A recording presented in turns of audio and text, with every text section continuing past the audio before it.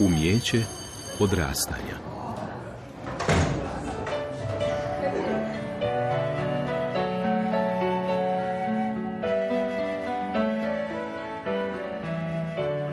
Pa ja imam stres od škole, nekad zato što se nekad bojim da neću stići sve napraviti i nekad isto imam tak se bojim da neću sve stići pred ispit, isto se bojim da nisam dobro naučila i onda to mi malo stvara stres. Jel imate vi puno obaveza osim same škole, ovo sa strane okolo?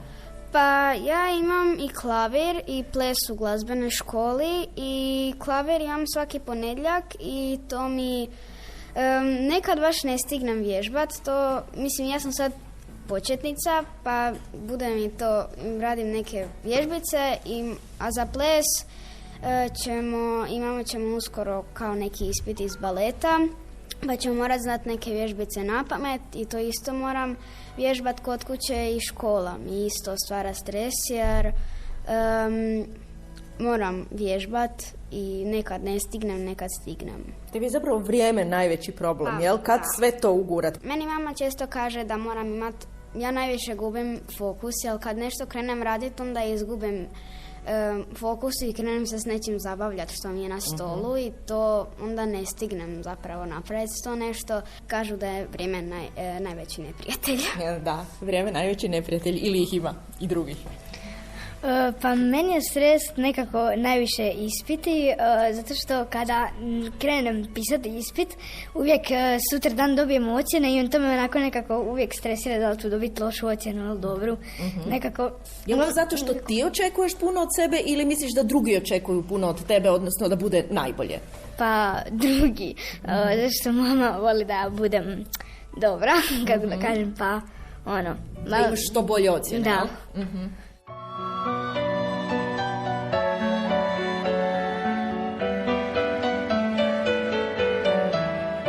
Što bolje ocjene, puno izvanškolskih aktivnosti, želja da ispune sva očekivanja svojih roditelja, da budu prihvaćeni u društvu svojih vršnjaka, sve je to izvor nelagode i pritisaka zbog kojih se djeca osjećaju loše. Zbog svega toga su prije 3 godine u osnovnoj školi Franje Krežme u Osijeku započeli s programom aktivnosti koje će učenicima njihove škole pomoći da se ljepše uklope u svoju svakodnevicu sa svim zadaćama i očekivanjima koja se pred njih stavljaju, da se lakše nose sa stresom i da budu uspješniji i sigurniji, a onda i sretniji u svojim godinama.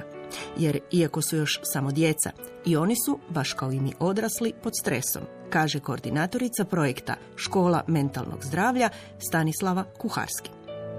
Da, stres je tu. Zanimljivo je to da prije par godina stres se spominjao kao, eto, moram jako puno raditi pa sam pod stresom. A danas čak i mala djeca pričaju o stresu, možda nisu u potpunosti svjestan što to znači, ali svakako osjete da se nešto događa. Naravno, mi odrasli prenosimo naše vibracije i naše raspoloženja na djecu, a djeca još to dodatno procesuiraju u svo svoje vrijeme koje provode i u školi i sa prijateljima. Jako puno informacija dobivaju od medija, ne znaju kako da ih ne znaju što s njima raditi i onda naravno dolazi do preopterećenja mentalnog sustava, djeca postaju anksioznija, djeca postaju depresivnija, a ne znaju to još ni pravodobni ne znaju ni da to postoji zapravo, a kamoli što bi s tim kad ih jednog dana zapravo to stisne. Upravo to. Pa evo i nas odrasle, kad bi pitali nas odrasle, svi bi prepoznali da smo pod stresom. Od fizičkih nekih manifestacija do mentalnih nekih manifestacija, do opterećenja i oboljenja. I isto tako ne znamo kako se nositi sa stresom. A naravno da postoji jako puno mentalnih alata i samo to da čovjek odlazi u prirodu i da se oslobodi nekih negativnih misli, odnosno misli kojima se preopterećujemo, to je već jedan od alata kojim se može suzbiti stres. I kad bi se to vježbalo od malih nogu, nevezano za trenutnu situaciju pandemije, rata, potresa, mislim da bi mi bili jedna sretna, zdrava, vesela nacija koja bi bila zadovoljna i koja bi imala vrlo visoku kvalitetu života. Evo, rekli ste prije 3 godine, dakle to je bilo uoči svega ovoga što nas je na kraju izbombardiralo. Kako ste se vi kao škola odlučili sudjelovati u tom projektu? Šta vas je nekako potaknulo na to? Dakle, radi se, naš prvi Erasmus projekt prije 3 godine dobili smo ideju na edukaciji jednoj da sve više škola u svijetu i naravno u europskim školskim sustavima pokreću projekte takozvane sretne škole. A što to znači? Znači, u tim školama se uči kako biti sretan. Zanimljivo je da mi svašta učimo naše učenike, tražimo od njih svašta, ali kako biti sretan, zadovoljan, uspješan, mislim da se to ne učini u jednoj školi. I upravo zbog toga smo mi pokrenuli takozvanu happy school, odnosno sretnu školu, gdje smo izvan nastavnim aktivnostima našim učenicima pružili različite vježbice, alate i općenito razgovore o tome što za njima znači sreća, kako biti sretan i zadovoljan. I došlo je nažalost vrijeme pandemije i za vrijeme online nastave mogu vam reći da su se u aktivnosti sretne škole uključivali rado ne samo učenici nego i učitelji, ali i njihovi roditelji. Jednostavno su slušali kako mi dišemo, kako razgovaramo o našim osjećajima, kako primjenjujemo neke male tehnike i vježbice da bismo si olakšali tadašnju izolaciju, svakodnevicu, brigu, neizvjesnost. A evo, to je zaživjelo i naravno vidjeli smo da je mentalno zdravlje danas, sad ne znam, nažalost ili na sreću top tema. Moje mišljenje da se uvijek trebamo brinuti za vlastito zdravlje, pa naravno i mentalno zdravlje koje je po meni pokretač i fizičkog i mentalnog blagostanja u čovjeku. Dakle, evo ova situacija nas je nagnala da se uključimo aktivno u projekt, odnosno da napišemo Erasmus projekt, pomoću kojeg ćemo mi obrazovati naše učitelje. Učitelji odlaze na edukacije i implementiraju u svakodnevicu školsku ono što su naučili glede mindfulnessa, glede mentalnih alata, glede fizičkih aktivnosti, različitih ne samo emocionalnih nego i kognitivnih sredstava kojima pomažemo djeci da bolje se osjećaju i sigurnije.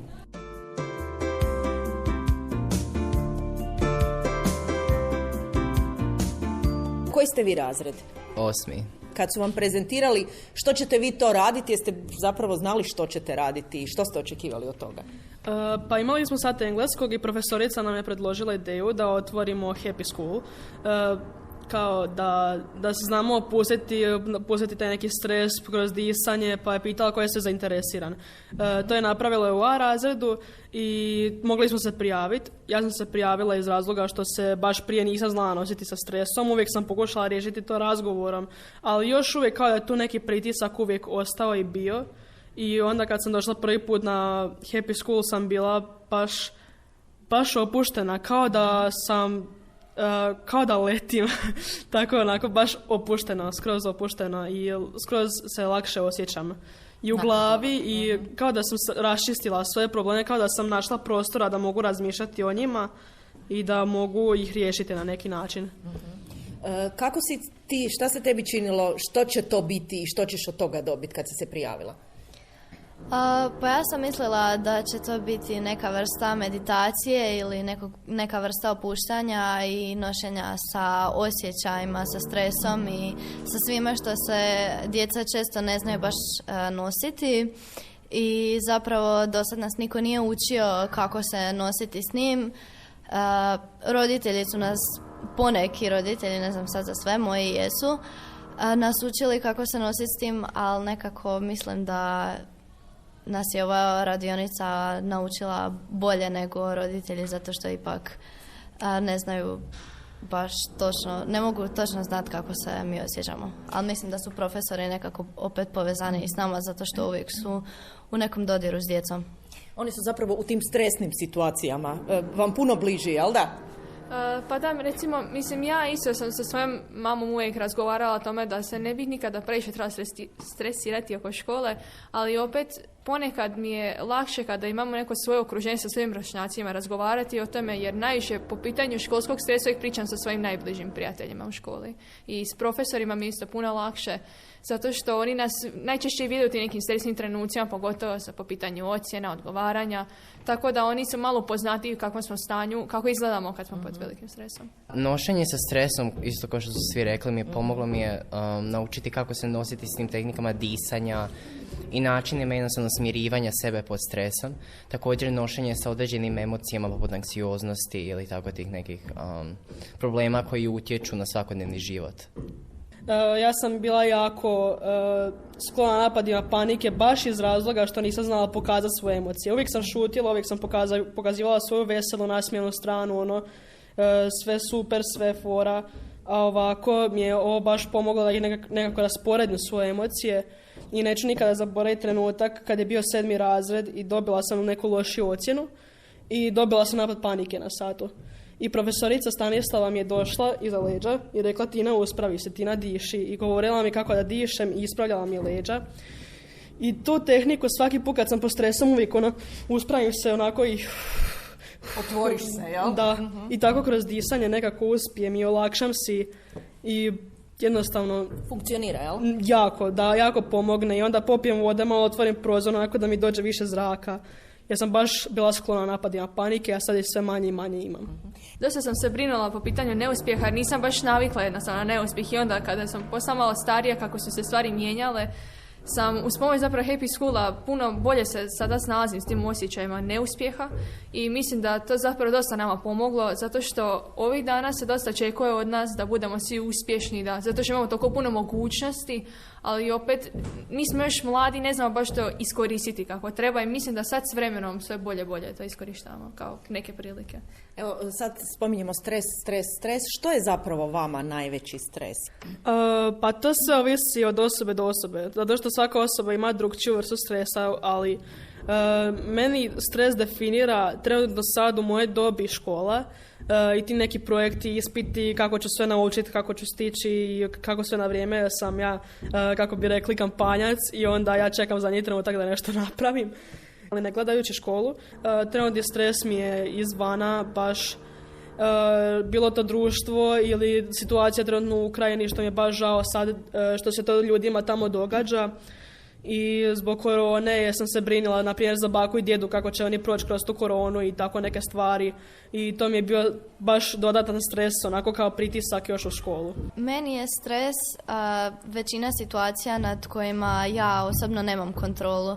Na primjer, ako sad ova pandemija, na tom niko nije imao nikakvu kontrolu, nismo mogli mi sad odlučiti, to će sad prestati. I ocjene, na primjer, ja mogu učiti najviše, ja učim koliko mogu, a sad ocjena ovisi o tome, ne samo o tome koliko sam ja učila, nego o tome koliko sam taj dan skoncentrirana i koliko je težak ispit ili ispitivanje, i često ovisi o profesoru kakve one kriterije postavljaju. Nama su isto sad došli neki djeca u Ukrajine, kamo u glazbenoj školi, kamo i tu, i oni se izgledaju jako sretno, ali ja sam poprilično svjesna da oni isto, što su sve vidjeli, iskreno me strah, zamisliti. I što će tek pokazati vrijeme. Što isto jako može zavisiti. Možda sad potiskuju te emocije, ali onda kasnije će samo vrijeme pokazati koliko se mogu nositi sa svim tim traumama.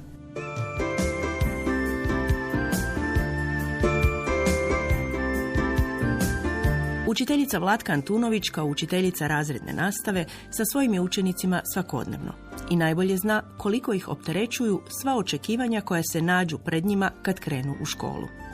Jer djeca donose sa sobom u školu i sve svoje osobne probleme u obitelji i emocionalne dileme koje imaju tijekom odrastanja.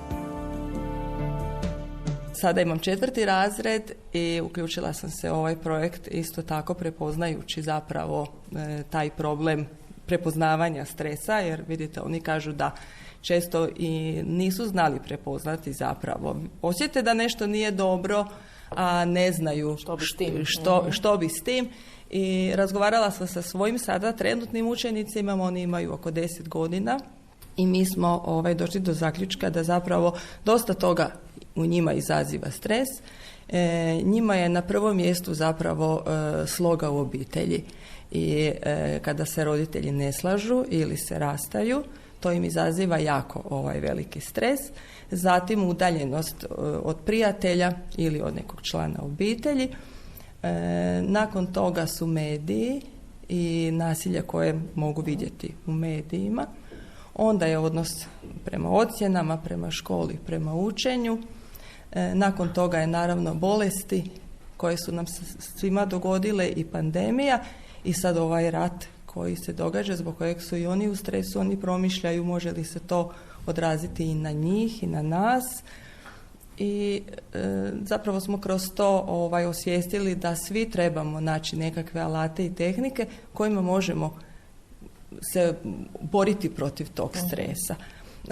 Zaključili smo da ako se ne, mislim to se vidi, ako se taj stres ne rješava, da može on dovesti do anksioznosti, i depresije.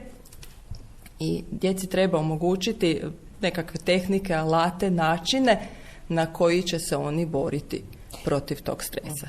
Evo, oni u 8. razredu već fino verbaliziraju, dakle znaju i prepoznaju. Kako zapravo započinjete kad u 4. razredu možete zapravo uopće dobiti da se razgovara o tome, ili šta je prvi korak kad krećete s njima raditi? Da, pa prvi korak je bio baš to osvještavanje. Jesu li u stresu, što ih čini nesretnima, da mi to tako imenujemo. I inače upotrebljavamo malo jednostavnije oblike rečenica, formulacije. I naravno ja njih navodim uvijek na igru. Igra, humor, to je ono glavno što trebaju sadržavati vježbe u kojima se oslobađamo stresa. Baš smo sada proveli povodom Dana šuma, smo prošetali do parka i onda sam ja iskoristila priliku da pokušamo provesti još nekakve vježbe koje su naravno i povezane uz kretanje. Jer kretanje, isto kako je Tina rekla, ja se uspravim, ja se otvorim, ja prodišem. Kretanje zapravo nam omogućava da se lakše nosimo sa stresom. I onda sam ja to u našem laboratoriju mentalnog zdravlja htjela provjeriti, jer i djecu učim da sve mi to možemo učiti, vjerovati, ali ipak je najvažnije da mi to provjerimo. I tada smo otišli u šumu i pokušali hodati na različite načine, nešto sa zadacima, nešto slobodno hodanje i utvrdili smo zapravo da nam je bilo jako lijepo, da smo se dobro osjećali. Što se vama od svega toga najviše svidjelo do sad? Pa mi pod tjelesnim radimo neke vježbe i išli smo van se ludirati dok hodamo. Meni se najviše svidjelo kada smo išli van hodati, jer smo se dosta svi zabavili i razmišljali smo kako hodamo, da se ne čujemo ili se drugi čuju, i pazili smo da ne padnemo, a ne na probleme ili male sitne stvari koje često mislimo. Meni se najviše su mi se svidjele ove vježbice, zato jer ih mogu napraviti navečer ili ujutro prije škole, da se ne brinem o zadaći i takvim stvarima. Te vježbice imaju imena po životinjama, a nisu nekako da djeca ne mogu razumjeti, da ne znaju izgovoriti i liče na životinje dok se rade te vježbe. Ajde, na primjer, jednu nam otkri.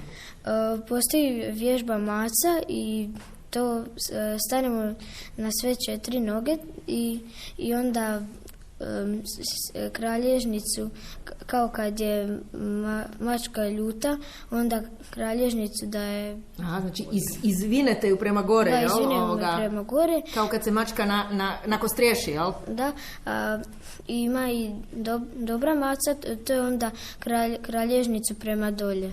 Uh-huh. I kako se osjećaš poslije toga? Pa poslije toga se osjećam dobro i više se za ništa ne brinem. Jel smijete i neke zvukove ispuštati, iz sebe izbaciti, izvikati se, ili uglavnom sve u više manje u tišini radite? Pa smijemo izbaciti to iz sebe.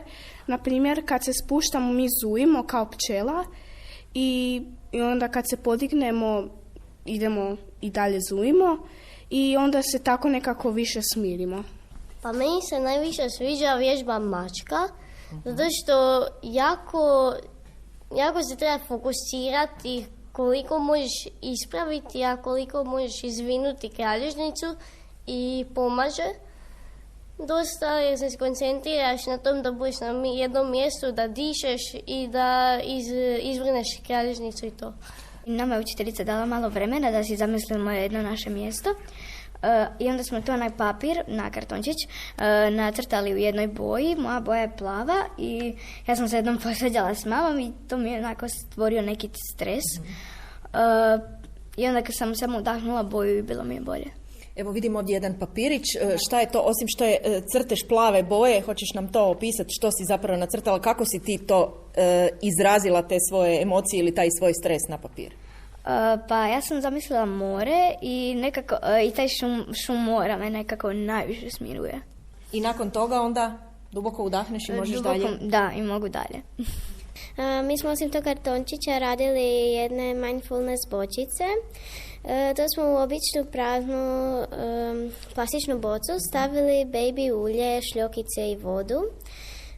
I onda to smo sve pomiješali i to služi za kad smo pod stresom, da se smirimo, mi protresemo bočicu i onda gledamo kako šljokice se smiruju i tako se naše misle smire. Znači kako šljokice padaju, spuštaju se, tako se i vi polako smirujete, jel? Da, i to uvijek primjenjujemo prije ispita i tako. Koja je tvoja najdraža boja? Koja tebe smiruje ili opušta? Meni je plava najdraža boja, zato što jako volim more i to mi je moje najdraže mjesto gdje uvijek sam opuštena. Pa ja se prije baš nisam znala nositi sa stresom, već bi to probala gurnuti sa strane. No, onda bi mi bilo još gore. I ja od kad idemo na Happy School, nekako smo se naučili te tehnike disanja i nositi se s stresom i to mi je puno više pomagalo. Jel sad znate zapravo da je važno to izbaciti iz sebe i zašto je to uopće važno?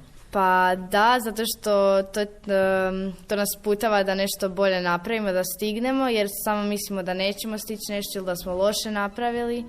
I to nam nekako više pomaže da budemo opušteni i da to lakše napravimo.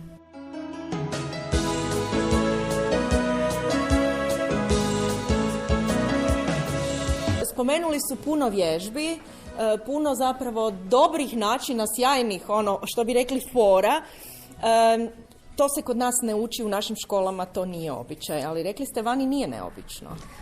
Da, vani školski sustavi već imaju ustaljene programe takozvanog well-beinga, gdje djeca ili prije nastave ili poslije nastave ili isto tako u vannastavnim aktivnostima vježbaju upravo ove tehnike. I evo naši učitelji sada putuju po europskim zemljama i idu na edukacije kako bi upoznali kako to učitelji u drugim zemljama, u drugim školama implementiraju u svakodnevni život škole. Radimo, ja se nadam da će nakon ovog projekta iza nas ostati jedan lijepi priručnik koji će pomoći zapravo i drugim učiteljima, ne samo naše škole, nego i učiteljima i cijelog Osijeka i Hrvatske, da olakšaju svakodnevicu djeci i naravno da se osjećaju bolje i sretniji i zadovoljniji. Evo, laboratorij mentalnog zdravlja ili kako oni kažu Happy School započeo je u osnovnoj školi Franje Krežme u Osijeku, ali je zapravo bio dobra poveznica za jedan Erasmus projekt u kojem škola isto tako sudjeluje, a koji je izašao kao i svi Erasmus projekti iz granica vaše škole i zapravo naše države i povezao više zemalja. Zapravo iskustva su vam dobro došla u tome. Da, naravno, evo povezali smo se sa 6 još zemalja u tom K2 projektu, znači ključna aktivnost 2, gdje je glavni cilj podizanje ekološke osviještenosti, gdje je glavni cilj razvijanje timske suradnje među učiteljima europskih zemalja i naravno baza toga svega je pozitivna psihologija koja utječe da se sve ove aktivnosti odvijaju baš u onom pozitivnom duhu gdje se naglašava osobni rast i razvoj mindseta učenika i mislim da evo uspjeli smo povezati jedan i drugi projekt kroz tu pozitivnu psihologiju, kroz mindfulness i naravno kroz silnu želju da našim učenicima otvorimo vidike mentalne, fizičke, psihičke i da budu sretni ljudi.